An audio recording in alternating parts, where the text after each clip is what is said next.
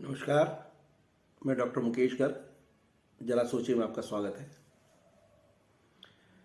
रूस और यूक्रेन का युद्ध चलते हुए लगभग 21 दिन हो चुके हैं और इन 21 दिनों के अंदर यूक्रेन ने अपना सब कुछ खो दिया है। राष्ट्रवाद के दृष्टिकोण से देखें तो रूस के राष्ट्रपति जेलेंस्की का कदम जो है वो उचित है, लेकिन अपनी क्षीण ताकत के सामने एक शक्तिशाली देश को पाकर उसको समय रहते कंप्रोमाइज़ कर लेना चाहिए था, ऐसा मेरा मानना है। और यूक्रेन ने ऐसा ना करके एक बहुत बड़ी भारी भूल की है और उसने अपना पूरा देश रूस के सामने तबाह करा लिया है। रूस ने पहले ही चेतावनी दे रखी थी यूक्रेन को कि भाई आप नाटो में शामिल ना होइए और हमारे जो है पूर्वी यूक्रेन के जो दो राज्य हैं उनको अलग राष्ट्र का दर्जा देने की बात को मान लीजिएगा, क्योंकि वो काफ़ी दिनों से आज़ादी के लिए प्रयासरत थे। लेकिन यूक्रेन के राष्ट्रपति, जिनकी संस्कृति और जिनका आचार व्यवहार और सब कुछ रूस से मिलता है और रूस के और यूक्रेन के नागरिक आपस में सगे संबंधी भी हैं, और हमेशा यूक्रेन जो है रूस के साम्राज्यवाद के अंदर रहा है, ऐसे में उसको रूस की बात माननी चाहिए थी, क्योंकि रूस के होते हुए कभी यूक्रेन को दिक्कत नहीं आई और यूक्रेन ने जो है चहुमुखी तरक्की की है यूरोपीय देश होते हुए भी, क्योंकि रूस तो आधा यूरोप में और आधा एशिया में है, लेकिन यूक्रेन पूरा पूरा यूरोप में है। और उसके राष्ट्रपति जेलेंस्की ने अपने भूलवश, अपनी कम समझदारी या अपनी दूरदर्शिता को ना होते हुए उन्होंने अमेरिका के बहकाव में आके और जिस तरीके से नाटो देशों में सम्मिलित होने का जो है प्रस्ताव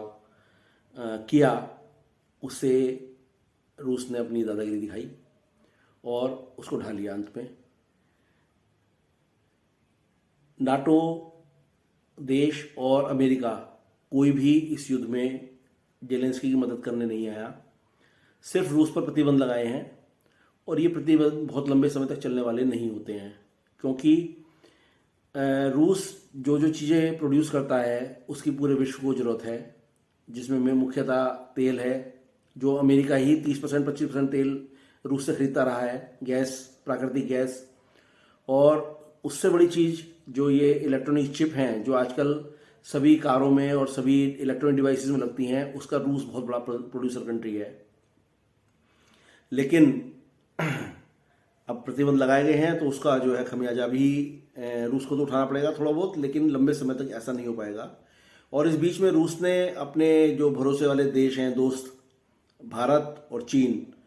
उनकी तरफ अपना दोस्ती का हाथ बढ़ाते हुए ये बोल दिया है कि आपको तेल की बढ़ती कीमतों से डरने की कोई ज़रूरत नहीं है, और रूस भारत को और चाइना को 25% कम मूल्यों पर तेल देने के लिए राजी हो गया है। और साथ साथ जो उसका स्विफ्ट सिस्टम अमेरिका ने विफल किया है पेमेंट का, उसको भी अब भारत के साथ रुपये के अंदर, यूपीआई के अंदर स्वीकार करने की बातचीत चल रही है। हालांकि भारत के लिए तो ये बहुत उचित कदम होगा और भारत के लिए आने वाले समय में जैसे ईरान के साथ भारत का रुपये के अंदर लेन देन है, उसी तरीके से रूस के साथ भी हो जाएगा, तो ये भारत के लिए बहुत बड़ी उपलब्धि होगी। लेकिन यूक्रेन, जिसने बिना सोचे समझे इतना बड़ा कदम उठाया और पूरे अपने देश की जनता को और अपने पूरे देश की संपत्ति को युद्ध की विभीषिका में झोंक दिया है, ऐसे कदम हमें एक संकेत देते हैं कि इंसान को या कोई भी देश उससे स्वयं की शक्ति पर भरोसा करना चाहिए, ना कि दूसरों की शक्ति पर। जरा सोचिए।